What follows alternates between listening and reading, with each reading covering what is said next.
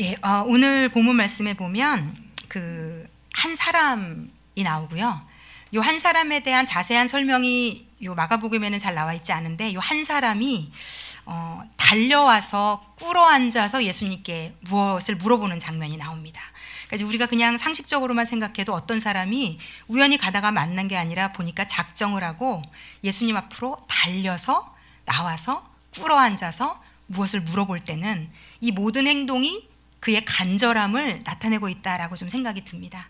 그런데 이제 요 사람에 대한 이야기가 공관복음, 그러니까 요 마가복음에만 나와 있는 것이 아니라 마태복음과 누가복음에도 이 동일한 본문이 조금은 좀 다른 표현과 느낌으로 좀 나와 있습니다. 그래서 요 세 가지를 다 종합해 보면 요 장면이 어떤 장면인지 조금 더 구체화가 되고 이제 생생해지는데, 마태복음, 누가복음에 나온 것들을 보니 요 한 사람이 조금 더 명확해집니다. 요 사람을 어떻게 표현하고 있는가 하면 마태복음과 누가복음에서는 이 사람이 청년이다라고 표현해 주더라고요. 그러니까 그냥 한 사람이 젊은 사람이구나 알 수 있고요. 마태복음에 또 요 사람의 직업이 나옵니다. 관리라고 나옵니다. 그러니까 유대인의 지도자인 거고요. 그리고 또 누가복음인가에는 표현이 이 사람이 이제 재물이 많다고 마가복음에는 나와 있는데 아주 콕 집어서 큰 부자 이렇게 표현을 했더라고요. 그러니까 이제 요 세 개의 공관복음을 다 종합해 보면 이 사람은 청년이었고요. 그런데 요 세 군데에서 다 얘기하고 있는 게 어려서부터 이미 믿음이 좋아서 정말로 믿음 생활 잘하던, 거기다가 유대의 지도자고 거기다가 돈도 많은 큰 부자. 그래서 딱 보면 와 정말 우리 아들이 이랬으면 좋겠다 막 이런 마음이 들 수 있는, 우리 아들이 이렇게 다 갖췄으면 좋겠다. 믿음부터 하나 빠지는 게 없어요 지금 보니까. 그런데 아들이 없으시면 이럴 때 어떤 마음 드실까요? 사위를, 그렇죠.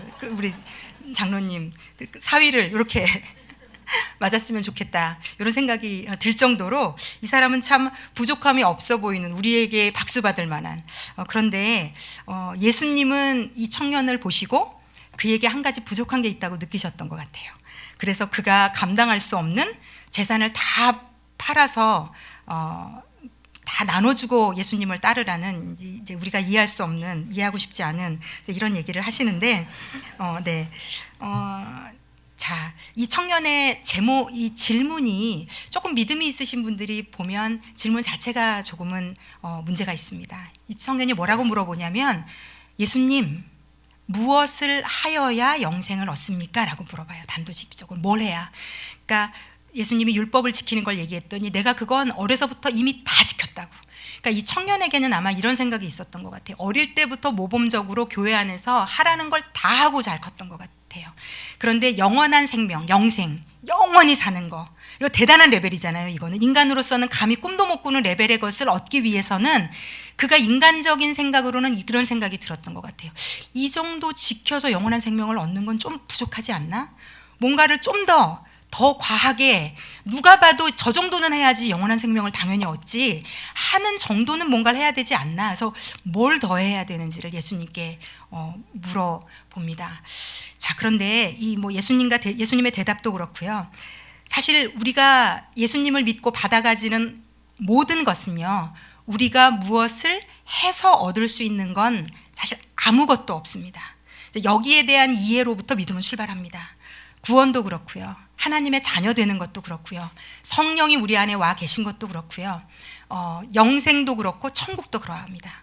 우리가 성경에서, 근데 이게 다 우리의 머리로 이해하기는 진짜 어려운 것들이에요.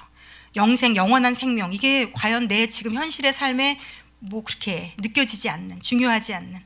천국에 대한 것도 마찬가지입니다. 천국, 언젠가 죽으면 갈 곳인데 그게 지금 내 삶에 그렇게 크게 와닿지 않는. 그리고 또 제가 말씀 일부에 전하다가 재밌는 생각이 나더라고요. 저희 중고등부 아이들이 이제 천국에 대한 게 더 얘네들은 희미하잖아요. 예전에 제가 이제 중고등부할 때, 그래서 이제 천국은 죄도 없고 슬픔도 없고 아픔도 없고 영원히 하나님을 찬양하고 경배하고 24시간 예배드리고, 얘네들이 너무 놀란 거죠. 일주일에 한 번 와서 1시간 드리는 것도 너무 힘든데 이걸 24시간 이것만 해야 되는 곳에 간다니까 아이들이 저한테 그렇게 얘기했거든요. 목사님, 저는 조금 더 이따 가고 싶습니다. 이렇게 조금 언젠가 가긴 가겠지만 최대한 늦게 가고 싶습니다. 이렇게 솔직히 얘기하더라고요. 사실 아이들이 좀 우습게 얘기했지만 저희도 이 땅에 조금 더 계시는 게 좋으시죠?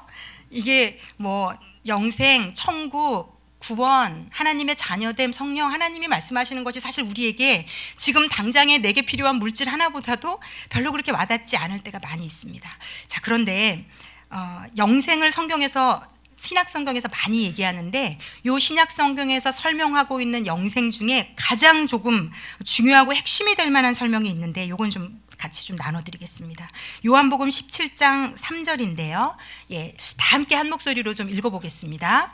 영생은 곧 유일하신 참 하나님과 그가 보내신 자 예수 그리스도를 아는 것이니이다.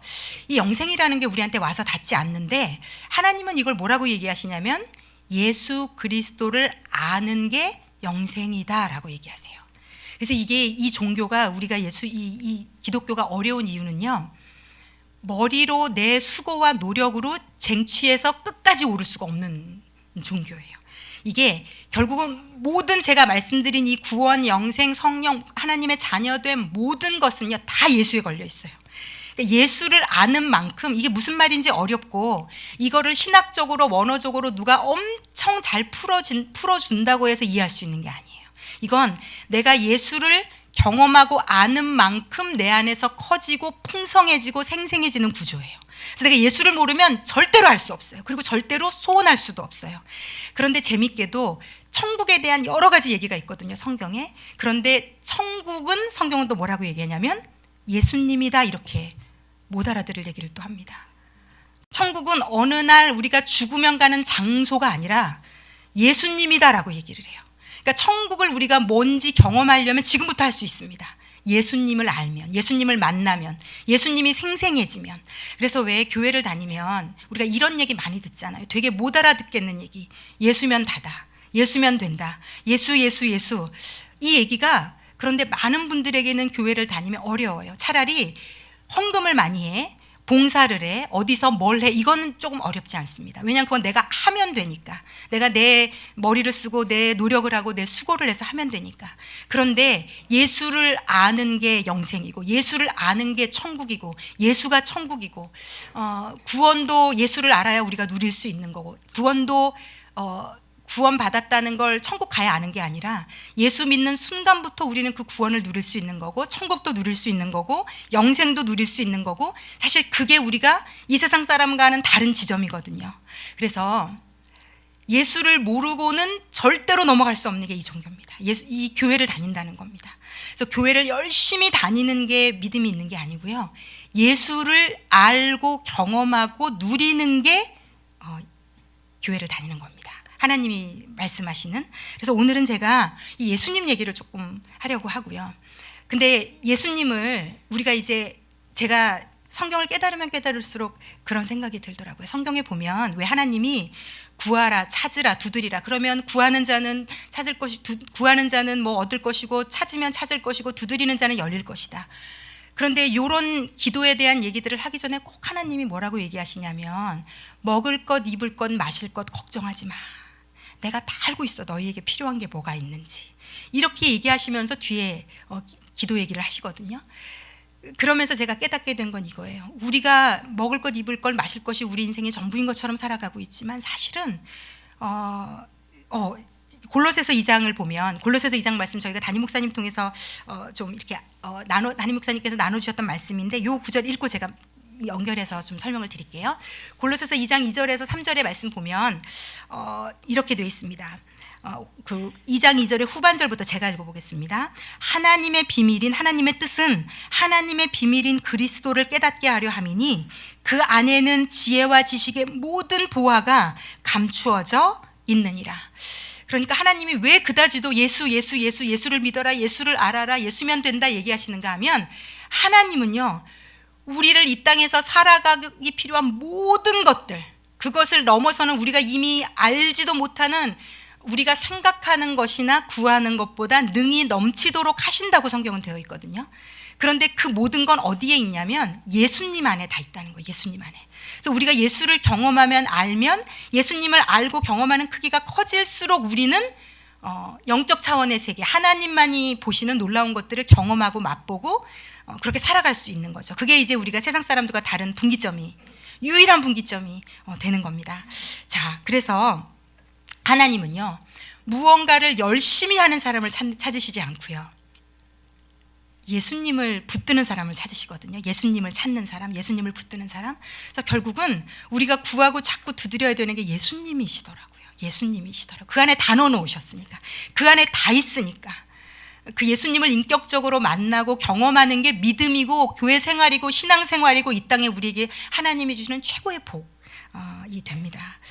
그래서 이 예수님을, 그런데 이제 이 예수님을 붙들 수 있는 오늘은 동력, 동기를 좀 제가 부여해드리고 싶습니다. 내가 예수님을 찾아야 되고, 내가 두드려야 되고, 내가 구해야 되거든요. 그런데 우리에게 이제 평소에 어떤 나의 삶의 필요보다 예수님을 찾고 구하는 것이 늘 우선순위에 뒤처집니다. 왜냐하면 우리가 그 안에 다 있다는 게 인식이 잘 되지 않아요. 그래서 이게 무슨 말인지를 오늘 제가 잘 설명을 드리고 싶고, 하나님이 우리에게 자유의지를 주셨고 하나님은 전능하신 분이라 다 하실 수 있습니다. 다 하실 수 있는데 한 가지 하나님이 하실 수 없는 게 있습니다. 그건 뭔가 하면 나를 억지로 예수를 믿게 하실 수는 없습니다. 그건 나의 선택입니다. 그건 나의 선택입니다. 그런데 성경에도 보면요, 수많은 사람들이 예수님을 따라다녔어도 예수님을 진심으로 붙드는 자들에게는 하나님의 능력이 임했어요. 그래서 그 붙드는 힘, 그 붙드는 강도, 그 붙드는 거는 내가 하는 겁니다. 내 마음을 다해서 내가. 그럴 수 있는 모든 것들은 하나님이 주시지만 그것을 가지고 내가 손을 들어 예수님을 붙드는 것은, 마음으로부터 잡는 것은 내가 할 수 있어서, 제가 오늘 하고 싶은 일은, 하나님이 저에게 오늘 하라고 심부름 시키신 일은, 여기 앉아 계신 모든 분들이, 예배드리는 모든 분들이 그분을 붙들고 싶어지도록 제가 돕는 겁니다. 오늘 저는 그분이 진짜라는 걸 알고, 그분이 진짜 복이라는 걸 알고, 그분을 사모하게 되고 붙들고 싶어지고 갈망하게 되고, 우리가 왜 좋아하는 게 있으면 갈망하잖아요. 원하잖아요. 막 1시간씩 가서 2시간, 저는 있을 수 없는 일인데, 제가 이렇게 음식을 좋아하지 않아서 있을 수 없는 일인데, 막 2시간, 3시간씩 막 어딘지 주소 쳐가지고 막 웨이팅하고 이러는 게 막 일주일 전부터 설렌다고 하더라고요. 거기 가서 줄 서서 그걸 먹을 거 생각하면 막, 어제 막 제가 TV를 잠깐 언뜻 왔다 갔다 하다 보니까 막 파르펜지 그거 하나 먹는데 막 아침부터 와가지고 2-3시간 기다려가지고 그거 막 먹으면서 막 박수치고 막 좋아하더라고요. 그러니까 사람은 소원이 생겨야 그걸 찾고 원하고 바라고 그것이 있는 곳을 막 찾아가고 하게 되더라고요. 이게 예배를 사모해서 오시는 분들 보면, 이제 예수의 맛을 본 분들은 예배 안 올 수가 없어요. 그 맛이 얼마나 놀라운 맛인지, 그게 얼마나 좋은지, 기쁜지. 그래서 예수 믿는 건 억지로 할 수 없습니다. 단언컨대 억지로 할 수 없어요. 사역자 하는 거요, 억지로 할 수 없어요. 저는요, 제가 가진 이 직업이 세상에서 하나님이 저에게 주신 가장 큰 축복이라고 믿습니다. 기도하고 찬양하고, 제가 예전에는 매일 기도해야 되고 매일 새벽에 와야 되고 너무 싫었거든요. 이제서야 솔직히 고백하지만 너무 싫었어. 너무 고단했고, 새벽을 어떻게 하면 하루를 빼먹을 수 있을까, 빨간 날 너무 기다리고 너무 좋아하고. 근데 이제는 이렇게라도 저를 불러서 기도 안 할 사람, 저는 평신도였더라면 절대로 기도 안 하고 마음껏 세상을 즐기며 그 낙이 다인 줄 알고 살았을 사람이라, 하나님이 그럴 줄 알고 사역자 시키셔서 억지로 예배 드리다가 예수 만났고 예수 경험했고 이제는 이게 제 삶의 전부인 걸 알게 된 사람이거든요. 너무 감사해요. 그래서 한 명이라도 더 예수님 알았으면 좋겠어요. 진짜로 이 예수님을 누렸으면 좋겠어요. 자, 그런데 하나님께서 우리를 만드실 때부터, 우리를 태초에 하나님이 설계하고 만드셨잖아요. 만드실 때부터 예수님 없이는 못 사는, 예수님 없이는 안 되는 자로 만든 분이 그렇게 만드셨어요. 그렇게 만드셨어요. 제가 이걸 조금 최대한 오늘 좀 잘 설명을 드리고 싶습니다. 창세기 1장 26절에 보면 전반절에 이런 말씀이 있어요. 하나님이 이르시되 우리의 형상을 따라 우리의 모양대로 우리가 사람을 만들고, 이제 창세기 1장은 우리가 잘 아는 것처럼 천지창조에 대한 말씀이 쭉 나오고 있거든요. 근데 하나님이 해와 달과 별 모든 자연을 만드실 때는 하나님이 말씀으로 창조하십니다. 그런데 이 사람을 만드시는 장면이거든요. 그런데 하나님이 이르시되 우리의 형상을 따라, 이제 이 사람을 만드는 것에 삼위일체 하나님이 다 등장하세요. 우리로 등장하세요. 하나님, 성령님, 예수님이 함께 우리를 이제 만드셨는데, 형상을 따라 우리의 모양대로. 이게 진짜 어려운 말이에요. 신학적으로도 너무 어려운 말이거든요. 그러니까 이게, 그런데 제가 이걸 최대한 심플하게 설명드리고 제가 준비한 예화 도구로 좀 더 심플하게 설명을 드릴게요. 우리의 형상을 따라 우리의 모양대로. 이 형상이 뭔가? 신약에 보면 이 형상에 대한 여러 구절이 나오는데 제가 그걸 다 찾으면 지금 시간이 부족해서 제가 그냥 결과를, 정답을 알려드릴게요. 신약에서 말하는 하나님의 형상은 예수 그리스도다라고 답으로 말씀해 주세요. 하나님이 예수 그리스도가 하나님의 형상이다. 그러니까 저 말을 다시 읽으면 예수님의 형상을 따라서 우리를 그 모양대로 만드셨다는 겁니다. 이게 무슨 말인가 하면 우리는 껍데기로 만들어졌다는 거예요. 예수님을 본떠서 만든 껍데기로. 그래서 그 껍데기 안에 예수가 있느냐, 알맹이인 예수가 있느냐 아니냐로 결정되어지는 존재로 이미 태어날 때부터, 만들어질 때부터 그렇게 만들어졌어요. 제가 이걸 조금 더 구체적이고 실제적으로 좀 설명을 드릴게요. 자, 제가 쿠팡에서 어제 받았는데 저희 가족이 이게 설교에 예화를 쓸지 모르고 먹을까봐 제가 안방에 감춰놨다가 오늘 들고 왔어요. 이거 PPL 아니고요. 내돈내산인데 보니까 이게 오래된 과자라 여기 있는 이 방에 있는 연세 드신 분부터 어린 친구까지 다 아는 과자인 것 같아요. 자, 여러분 이거 뭐죠? 네, 그렇죠. 새우깡이에요. 자, 이건 뭐죠? 제 왼쪽에 있는 요건? 네, 그리고 이건요? 네, 똑같은 새우깡이에요. 자, 그런데 이 새우깡 안에는 과자가 들어있거든요. 자, 그런데 제가 이 새우깡은 어제 공들여 다 뺐어요. 저희 남편하고 어제 맛있게 먹었어요. 그래서 제가 이게 이제 부피로 차이가 날까봐 여기다가 쓰레기 잔뜩 종이 넣어갖고 왔는데 안에 과자는 없어요. 그래서 어쨌든 얘는 빈 새우깡이에요. 자, 그런데 여러분 보시기에 자, 여전히 겉의 모습은 똑같아요. 새우깡이에요. 제가 이걸 알려드리지 않았더라면 여러분은 이걸 똑같이 두 개 다 새우깡이라고 믿고 어떤 분들이 이걸 골라갔을 거예요. 제가 이거 둘 중에 어떤 걸 하시겠어요? 그러면 얘를 꽝이 되는 거죠. 얘를 골라가신 분들은. 네. 그런데 이게 우리가 웃고 있지만 하나님이 우리를 이렇게 만드셨다는 얘기예요. 우리가 볼 때는 이 세상에 예수 안 믿어도 제가 우리 중고등부 친구들이 저한테 많이 물어봐요. 목사님, 그런데요, 교회 안 다니는 제 친구가 더 공부도 잘해요. 걔는 엄마 아빠도 교회 다니는 우리 엄마 아빠보다 훨씬 더 좋고요. 우리 친구들에게 갈등이 있어요. 도대체 예수님을 믿는다는 건 무엇인가? 나에게 오는 유익은 무엇인가? 별반 다를 것이 없더라. 그런데 이게요, 우리의 눈으로 그럴지 모르지만요, 하나님은 우리를 만드실 때 껍데기로 만드셨고요, 이 껍데기 안에 오직 알맹이가 예수로 우리를 만드셨기 때문에 이 안에 예수가 들어있는 건 진짜고요, 예수가 없는 건 쓰레기입니다. 쓰레기라고 표현할 수는 없고 성경에 하나님이 우리를 창세기에 흙으로 만드셨다라고 창세기에 돼 있어요. 그런데 원어적인 의미로 아시는 분들은 너무 잘 아시지만 흙에서 나온 먼지로 만드셨다고 말합니다. 먼지는 아무짝에도 쓸모가 없습니다. 그런데 그 먼지에 예수가 들어와서 진짜 사람이 되는 겁니다. 그래서 우리는요, 예수로 평가받지 우리의 생김새나 우리가 가진 것이나 우리의 어떤 스테이터스로도 평가받지 않습니다. 이게 예수 믿은 축복입니다. 예수가 있느냐 없느냐입니다. 예수가 없으면 어떤 사람들이 그렇게 묻죠. 우리도 대답 잘 못해요. 하나님은 사랑이시라면서 왜 사람을 지옥 보내냐? 그게 그런 신이 사랑인 거냐? 그럴 때 우리 대답 못하잖아요. 근데 대답할 수 있습니다. 만드신 분이 인간은 먼지로 만들었거든요. 그 안에 예수가 없으면 먼지입니다. 그래서 그 먼지들을 다 모아다가 마지막 날에 지옥불에 던지시는데, 이 하나님의 사랑이 너무나도 놀라운 것은 하나님은 이 땅에 한 명도 먼지로만 살다 이 땅을 떠나기를 원하지 않으세요. 그래서 저희 같은 사역자들, 선교사들, 정말 오지의 선교사님들을 보내서 그분들이 못 먹어가며 굶어가며 병 걸려가며 본인의 육체로 모든 고통을 다 담아가며 이 쓰레기로 사는, 먼지로 살다 지옥 갈 인생들을 눈물로 호소하고 기도하며 예수 믿으라고, 쓰레기로 먼지로 살면 안 된다고, 알맹이인 예수가 있어야 진짜 사람인 거라고 그렇게 호소하고 기도하고 있는 겁니다. 우리는 이 겉을 어떻게 하면 더 남들 보기에 멋있게 꾸밀까에 우리의 모든 예수 믿는 분들의 기도 제목, 소망이 있어요. 좋은 학교, 좋은 물질, 내 자녀는 그냥 안 힘들었으면 좋겠고, 고난이 없었으면 좋겠고, 그냥 평탄대로로 성공했으면 좋겠고, 제가 지난주에도 말씀드린 것처럼 인간은 죄된 본성을 가진 존재라 아무리 예수를 믿어도요, 평탄대로 모든 것이 잘 되고 승승장구하고 좋은 나쁜 일은 하나도 없으면 예수 안 붙잡습니다. 예수가 있어야 진짜거든요.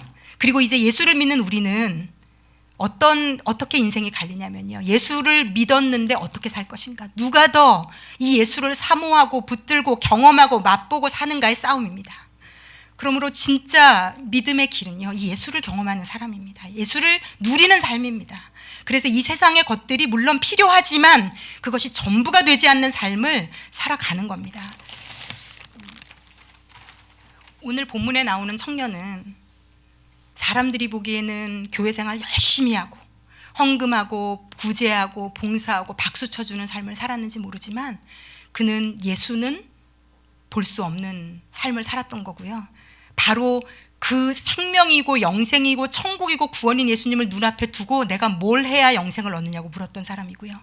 그래서 예수님이 그를 사랑하사 이르시되, 네가 지금 이 물질 때문에 나를 못 보고 있구나. 네가 눈앞에 하나님을 두고도 영생을 두고도 구원을 두고도 천국을 두고도 못 알아보고 있구나. 그래서 예수님이 그를, 예수님을 못 붙잡게 하고 못 알아보게 하는 하나, 그가 목숨과도 같이 여기는 아무도 몰랐지만 예수님이 보실 땐 아는 그것, 그 물질을 내려놓고 나를 따르라, 그렇게 말씀하신 겁니다. 그랬더니 이 청년이 심히 근심하여 심히 고민하고 걱정하다가 결국은 예수님을 붙들지 않고 떠나가더라고요. 하나님 마음이 너무 아프셨을 것 같아요. 그래서 하나님이 우리 인생에 우리가 예수님 안에 모든 보화가 다 있거든요. 예수님을 누려야만 알 수 있는 것들이 있어요. 우리는 뭐 서로끼리도 사랑을 주고받고, 제가 가정사역하지만 남편에게 더, 아내에게 더 사랑을 달라고 하지만요, 여러분, 이 세상에 우리 영혼을 진짜 채우는 사랑은 사람에게서 받을 수 있는 것을 넘어섭니다. 예수님의 사랑으로만 우리는 채워지게 만들어졌어요. 다 가져도 허할 겁니다. 다 가져도 공허할 겁니다. 심지어는 다 가졌는데 불안하시더라고요. 없어질까 봐. 그러니까 온전한 평안과 안식과 만족은 예수가 있는 사람만 누릴 수 있습니다. 지속적으로 끊임없이 공급되는 생명수와 같은 사랑과 만족은 오직 예수님 안에만 있습니다. 예수님 안에만 있습니다. 그리고 그걸 하나님은 우리에게 선물로 주셔서 그걸 누려라. 그 안에 다 있다. 이게 하나님의 꿈이고 소원이고 하나님의 열심이고 하나님의 우리를 사랑하시는 마음입니다. 그래서 오늘 이 본문에 보면요, 예수님이 이 청년을 보시고 사랑하사 말씀하신 거예요. 그거 다 내려놓고 나를 따르라고. 그래서 예수님은요, 성경에 말하는 하라 하지 말라, 우리에게는 때로는 부담이 되는 모든 말씀들이 다요, 하나님은 우리를 사랑하셔서 하시는 말씀입니다. 정말 사랑하셔서. 저는요, 그 하나님의 열심이 너무 감동이 돼요. 어떤 사람들 해외에 제가 뭐 아프리카도 가보고 몽골도 가보고 우즈벡도 가보지만 죽어도 예수 안 믿겠다고 밀어내는 사람들 끝까지 밀어내거든요. 그런데 우리 선교사님들 눈물로 기도하고 정말로 이런 의리 없어요. 이런 의리 없어요. 그 영혼 하나 예수 믿게 하겠다고 자신의 인생을 불살라서, 참 이게 하나님의 열심이거든요. 하나님이 정말 때로는 저희 같은 사역자들 부르실 때 사역자 안 한다, 세상이 더 좋다 막 씨름하는 거 하나님이 얼르고 달래고, 하나님의 마음을 전할 누군가는 있어야 되니까. 지금도 하나님은 그 일하고 계신 겁니다. 예수님 오시기 전까지 단 한 명이라도 먼지로 살다 가지 않고, 한 명이라도 이 땅에서 구원을, 영생을, 천국을 이 땅에서 경험하고 알고 누리고 맛보다가 천국으로 옮겨가기를.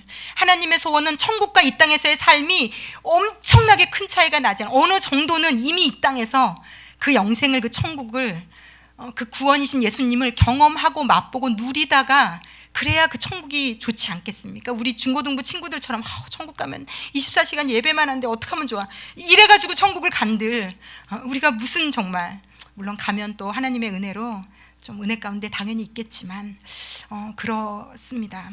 성경에 보면 요한일서에 이런 말씀이 있습니다. 요한일서 4장 6절 7절 말씀에 7절 8절 말씀에 우리가 잘 아는 말씀인데요, 제가 읽겠습니다. 좀 눈으로 따라와 보십시오. 사랑하는 자들아, 우리가 서로 사랑하자.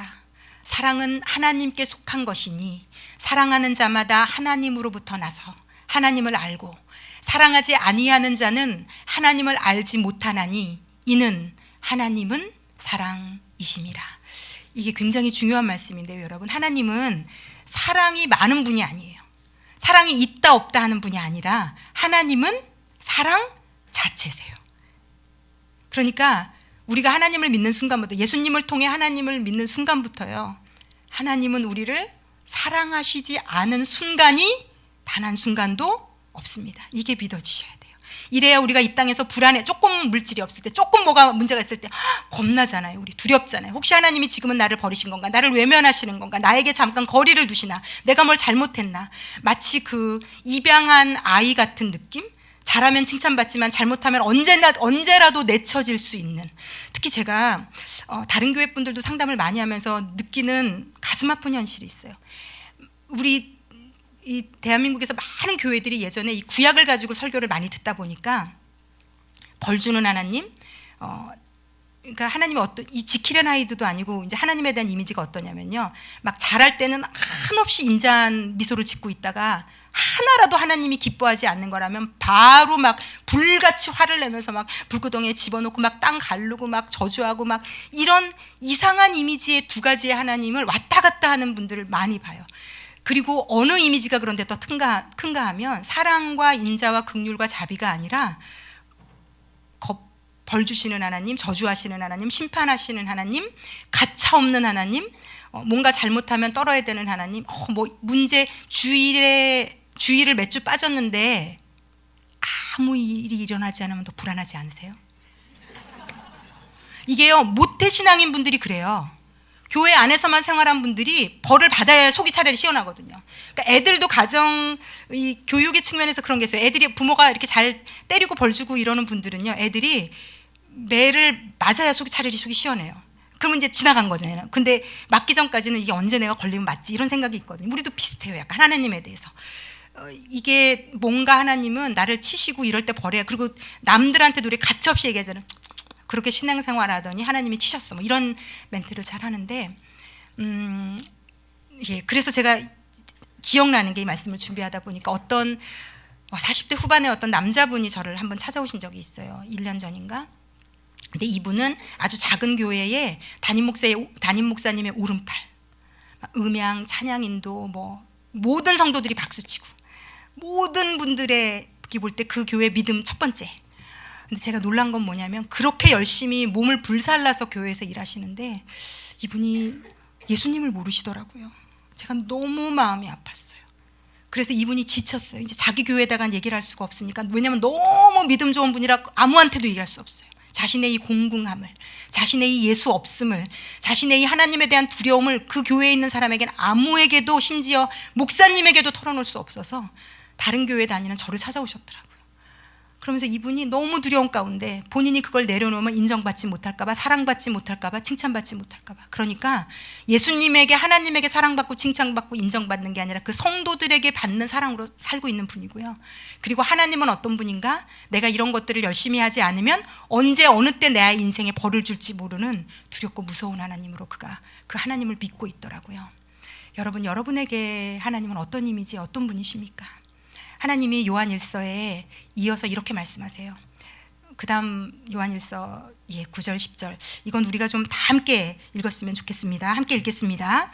하나님의 사랑이 우리에게 이렇게 나타난 바 되었으니 하나님이 자기의 독생자를 세상에 보내심은 그로 말미암아 우리를 살리려 하심이라. 사랑은 여기 있으니 우리가 하나님을 사랑한 것이 아니요 하나님이 우리를 사랑하사 우리 죄를 속하기 위하여 화목제물로 그 아들을 보내셨습니다. 아멘, 아멘. 하나님이 뭐라고 얘기하시냐면 하나님이 우리를 사랑한 그 증거가 누구라고요? 예수님이에요. 왜?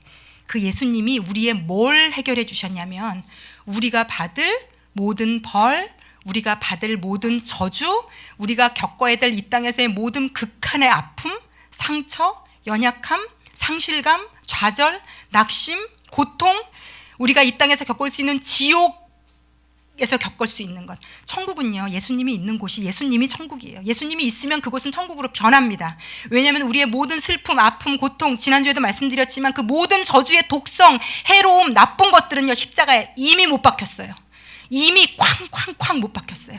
하나님이 인간의 몸을 입고 와서 이 땅에 십자가에 못 박혀서 피 흘리심으로 우리가 받을 모든 저주. 그래서 구약은 뭐냐면요, 구약은 우리가 십자가를 통과해서 구약을 해석하면 구약은 예수 없이, 예수의 십자가 없이, 예수의 보혈의 공로 없이는 그 저주를 우리가 다 감당해야 된다는 것을 보여준 책이고요.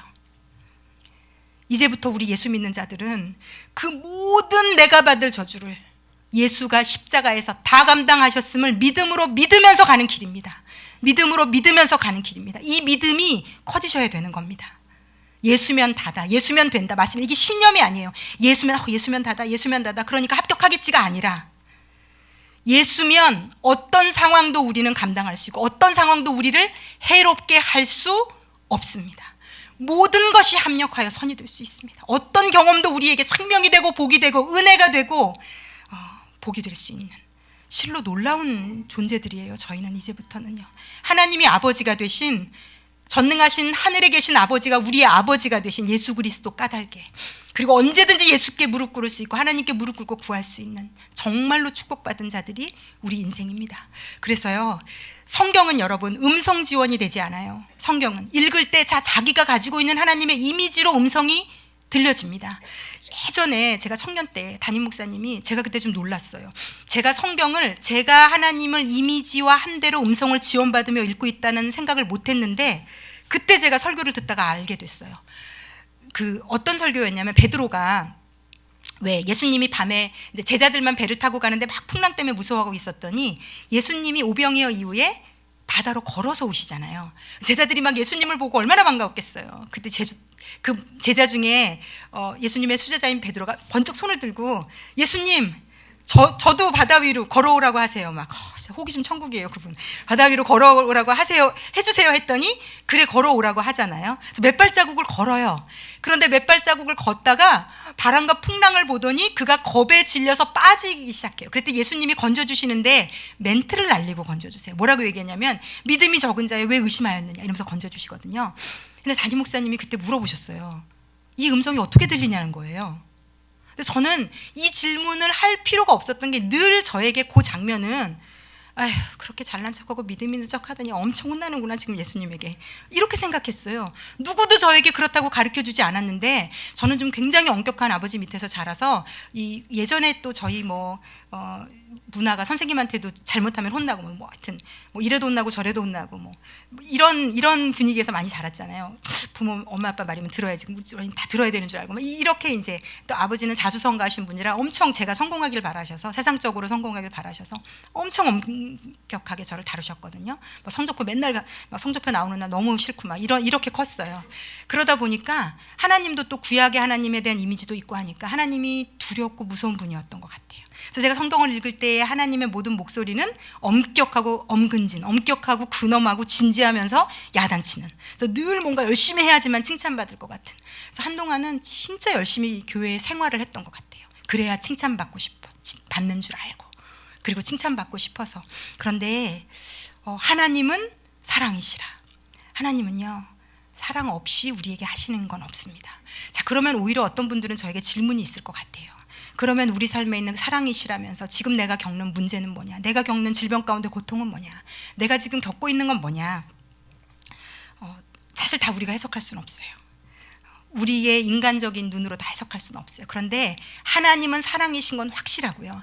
그리고 이제 하나님이 사랑이시라는 게 고린도전서 13장에 쭉 나오거든요. 하나님 사랑은 오래 참고 온유하고 자기의 유익을 구하지 아니하고 쭉 나오는데, 그 13장 6절에 이런 말씀이 있어요. 13장 6절에 어떤 말씀이 있는가 하면 이런 말씀이 있어요. 사랑은 불의를 기뻐하지 아니하며 진리와 함께 기뻐하고. 그러니까 하나님의 사랑은 어떤 사랑인가 하면요, 그러니까 우리 인간의 사랑은 되게 우쭈쭈 하면서 자녀를 버릇없게 만들거나 망가뜨릴 수도 있는 사랑. 그리고 또 우리의 사랑은 어떤 사랑이냐면, 얘가 잘한 거 잘못한 게 있으면, 잘한 게 많으면 잘못한 거랑 플러스 마이너스 상쇄되는 사랑이에요.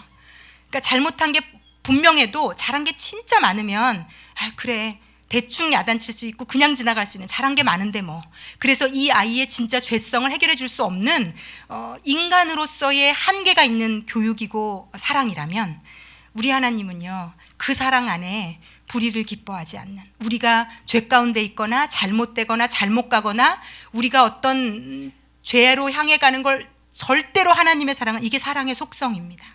사랑의 속성은 불의를 보고 기뻐하지 않아요. 우리가 잘못되는 것, 죄악 가운데 있는 것, 죄로 걸어가는 것, 더 구체적으로 예수님을 붙잡지 않는 것을 하나님은 보고 계실 수가 없어요. 왜냐하면 예수가 최고의 복이기 때문에. 그래서 하나님이 이 청년에게도 그렇고 우리에게 내려놓기를 원하시는 것, 때로 우리가 그렇게 꾸미기를, 겉을 그렇게 포장하고 겉이 잘 되기를 원해서 바라는 것들을 때로 유보하시거나 들어주지 않거나 우리 삶의 문제 상황을 허락하시는 이유는 우리로 하여금 예수를 붙들고 예수를 바라고 예수를 경험할 수 있는 놀라운 사랑의 기회로 우리에게 주시는 겁니다. 하나님의 사랑은 그런 사랑입니다.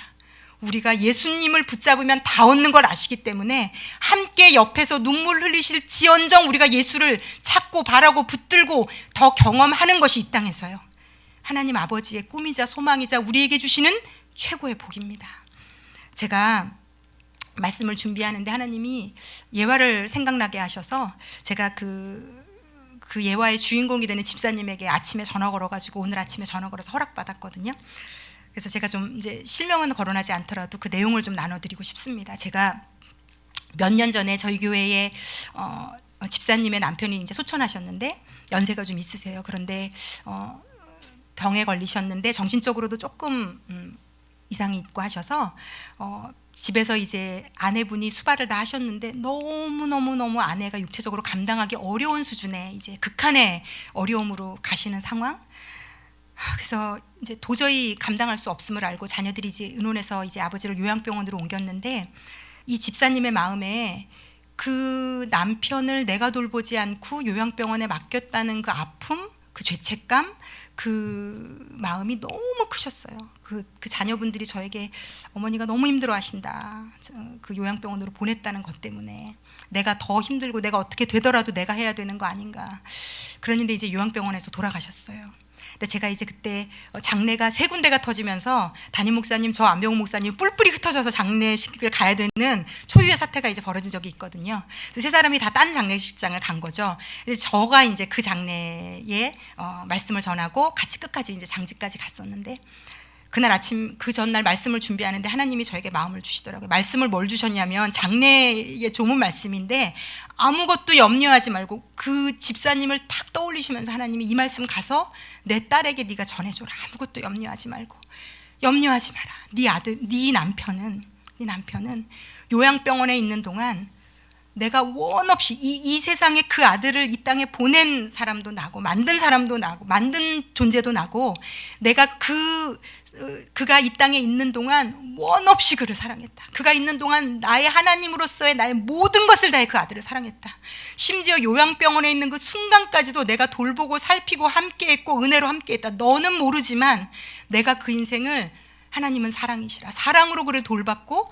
근데 그 며느리 되는 친구가 저에게 간증하더라고요. 아버지가 교회에 안 다니시고 못 다니셨거든요. 근데 그 요양병원에 있으면서 그 요양병원에 예배를 드렸는데 그 예배 장소에 매일매일 가셔서 예배 드리셨대요. 그리고 그 며느리가 그 찾아갔더니 그러더래. 얘야, 가면 다들 안 오는데 나만 예배 드리러 간다? 그러면서 자랑하시더래요. 그러더니 얼마 뒤에 소천하셨거든요. 그 시간이 하나님의 사랑의 시간이었더라고요. 그분이 예수를 붙잡는 시간, 예수로 채워지는 시간. 우리가 다 가족은 아픔이 있을 수 있거든요. 그런데 하나님이 저에게 부어주시는 마음은요, 어차피 이 땅에서의 가족관계도요, 이 땅에서만 존재해요. 하늘에 가면 우리는 다 그냥 예수 안의 형제 자매고요. 이 땅에서 하나님이 가족 간의 관계를 주신 것도 이 땅의 모든 것들은요, 다 우리가 하나님을 더 경험하고 예수를 알 수 있는 방식입니다. 그리고 우리의 내면은요, 다들 저도 그랬거든요. 우리 친정아버지, 시아버지 떠나보내면서 더 잘해드리지 못한 것에 대한 아픔이 있지만 예수의 보혈로 깨끗이 하나님이 씻어주시면서 인간이 인간에게 부어줄 수 있는 사랑에는 한계가 반드시 존재해요. 내 몸을 불살라 내어줘도 다 채울 수 없어요. 우리 안에 있는 이 사랑의 허한 이 공간은요, 오직 예수 그리스도로만 온전하게 채워집니다. 그래서 하나님이 저에게 알려주셨어요. 그 요양병원에 있는 동안 내가 원 없이 그 아들을 사랑했다. 그 아들의 인생에 그 집사님같이 믿음 좋은 아내를 만나게 하셨고 아들, 딸 다 믿음 좋고 며느리는 사역자거든요. 얼마나 많은 영혼들을 내가 시켜서 그를 중보하게 했으며 그를 사랑했으며 그를 아꼈으며 그를 돌봤으며 내가 할 수 있는 모든 것을 다 그를 사랑했다. 그러니 그 아내 되는 분에게 가서 아파하지 말라고 전해라. 그는 이제 천국에서 나와 함께 영원히 찬양하며 기쁨을 누리고 있으니 걱정하지 말고 염려하지 말고 이제 이 땅에서 더 예수님 사랑하다가 올 것만 생각하면 된다. 그래서 우리 계속 예배 내내 하나님 그 말씀 주셔가지고 정말로 우리가 은혜로 그 시간을 잘 보냈습니다. 그리고 막 오늘 아침에 하나님 생각나게 하시더라고요. 그리고 제가 이 말씀을 준비하면서 하나님이 마지막으로 지금 올리브교회에도 극한의 아픔 가운데 있는 분들 계십니다. 말기암으로 지금 항암 치료 받고 계신 분들도 계시고요. 이제 죽음을 곧 앞두고 계신 분들을 제가 많이 봅니다. 저도 올해 또 본 분들이라 정말 아픈 마음으로 기도하고 있거든요. 근데 하나님이 이 말씀을 준비하는데 제 영혼에 그분들에게 가서 꼭 단위에서 알려줘라. 내가 정말로 사랑한다고. 내가 너무나 아끼고 사랑한다고 전해줘라. 그 질병이 있다고 해서 내 삶에 그 문제가 있다고 해서 하나님이 사랑하시지 않는 게 아니라는 것. 하나님은 하나님의 방법으로 최고의 최선의 극한의 사랑을 그 영혼에게 지금 부어주고 계시다는 것. 그 사랑을 바라볼 수만 있으면, 붙잡을 수만 있으면 그 시간까지도 하나님이 이 땅에 존재하는 시간에 더 예수를 경험하고 누리고 맛보다가 잔다, 천국으로 옮겨갈 수 있는 그런 시간이다라고 제 영혼에 좀 알려주셨습니다. 여러분, 그러므로 예수를 더 좀 붙잡으십시오. 예수님을 더 사랑하십시오. 이 기독교, 이 교회는 내가 잘 되려고 이 놀라운 신을 잘 믿어서 이 놀라운 신이 주는 어떤 겉이 잘 되는 콩고물을 좀 얻으려고 하는 그런 차원의 종교가 아니고요. 하나님의 아들이 되고 딸이 되는 종교고요.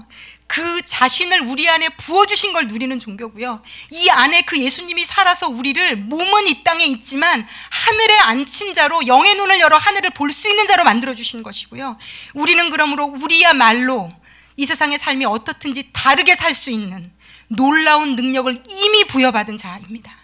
그러므로 예배드리며 기도하며 말씀 읽으며 하나님 좀 예수님을 사랑하고 알 수 있는 것들을 좀 하셨으면 좋겠어요. 예배의 자리에 더 나오셨으면 좋겠어요. 이 예수님을 경험할 수 있는 것들을 꼭 하셨으면 좋겠어요. 그분이 영혼 안에 충만해지고 생생해지시면 우리 삶에 어떤 문제를 만나도 그 안에 예수님의 사랑을 경험할 수 있습니다. 오히려 더 깊어지실 수 있습니다. 더 경험하실 수 있습니다. 그러므로 우리 안에 계신 예수님, 성령님으로 지금 와 계시거든요. 그 예수님을 더 누리고 경험하심으로 어떤 상황에서도 예수님이 그를 보시고 사랑하사 이르시되 우리를 사랑하셔서 이 일을 허락하셨음을 경험하시는 그 놀라운 축복 가운데 끝까지 걸어가시다 천국에서 예수님을 기쁨으로 만나시는 이 땅에서 누리시다가 기쁨으로 만나시는 저와 여러분 되시기를 예수님의 이름으로 축원합니다. 아멘, 아멘. 저희 기도하겠습니다. 기도하실 때 하나님 저를 이렇게까지 사랑하시는지 제가 잘 모르고 살아왔습니다. 얼마나 사랑하시는지, 얼마나 아끼시는지. 내가 너를 위해 아들을 내어주지 않았니? 이게 하나님의 마음입니다. 내가 너에게 내가 가장 아끼는 아들을 주지 않았니? 나는 너에게 주지 못할 것이 없다. 그런데 나의 모든 축복은 예수 안에 있다. 네가 예수를 이 땅에서 만나면, 누리면, 그를 더 붙잡으면 다르게 살게 된다. 다르게 하늘을 누리며 하나님 그렇게 살게 해주십시오. 그렇게 살고 싶습니다. 이 예수님을 더 알아가는, 예수님을 더 붙드는, 예수가 더 생생해지는 그 복 받고 싶습니다. 그것을 누리도록 인도해 주시옵소서. 우리 다 함께 기도하겠습니다. 하나님 아버지, 우리가 이것도 구하고 저것도 구하고 이것도 원하고 저것도 원하지만 나의 삶에, 나의 자녀의 삶에, 사랑하는 누군가의 삶에 참 하나님 앞에 구하는 것이 많지만 그 중에 최고의 복이 예수임을 알게 해주셔서 감사합니다. 하나님 예수를 찾고 구하고 두드리게 하시옵소서. 그 예수 안에 모든 것이 있다는 것을 알게 하시옵소서. 누리게 하시옵소서. 맛보고 만나게 하시옵소서. 그리고 그 예수를 경험할 수 있는 곳으로 우리를 불러주시옵소서. 사랑하는 하나님 아버지, 올 한 해 동안 우리 올리브교회에 있는 모든 영혼들의 믿음의 영적 키가 더 성장하기를 원합니다. 예수를 더 알고 사랑하고 맛보게 되기를 원합니다. 하나님의 최고의 복인 예수, 그 사랑인 예수, 당신의 그 사랑을 더 누리는 우리 모두가 되기를, 그래서 이 땅에 주어진 어떠한 상황도 그 사랑으로 넉넉히 이겨내며 걸어갈 수 있기를 아버지 우리를 축복하시고 인도해 주십시오. 감사를 드리며 예수님의 이름으로 기도했습니다. 아멘.